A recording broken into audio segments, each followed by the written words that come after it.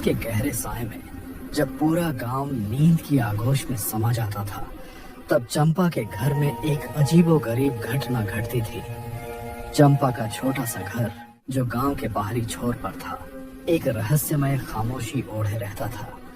घर के आंगन में स्थापित देवी चामुंडा की मूर्ति, जिसे चंपा की दादी ने बरसों पहले स्थापित किया था, हर रात खून से लाल हो जाती थी। चंपा ने यह बात कई बार गांव वालों को बताई, पर किसी ने उस पर यकीन नहीं किया। सब इसे उसका वहम या पागलपन समझते थे। चंपा, तू अकेली रहती है, इसीलिए तुझे ऐसा लगता है, गांव के मुखिया ने एक बार कहा था। देवी भला ऐसे क्यों करेगी? पर चंपा जानती थी कि वह अकेली नहीं है जो यह देख रही है। उसने अपनी आंखों से देखा था।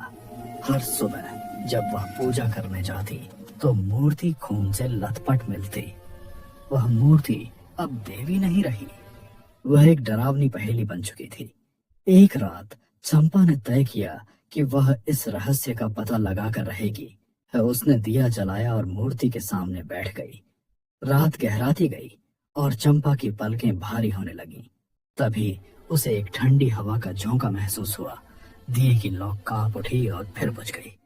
अंधेरे में चंपा की आंखें फटी रह गईं। उसने देखा, मूर्ति की आंखों से खून की बूंदें टपक रही थीं और पूरा शरीर धीरे धीरे लाल हो रहा था।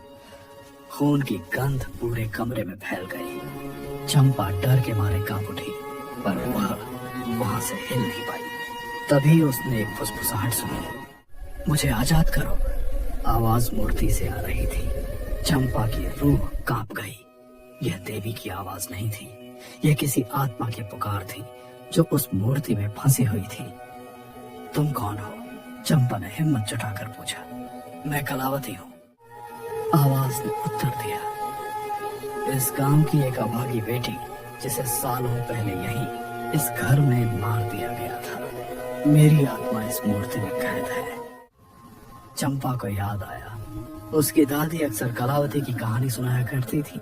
एक खूबसूरत लड़की जिसे गांव के कुछ लोगों ने डायन बताकर मार डाला था। चंपा ने कभी सोचा नहीं था कि वह कहानी एक खूनी हकीकत बन जाएगी।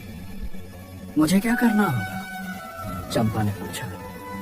मेरा बदला लो। कलावती की आवाज में दर्द और क्रोध था। मुझे न्याय दिलाओ और मैं तुम्हें आजाद कर दूंगी।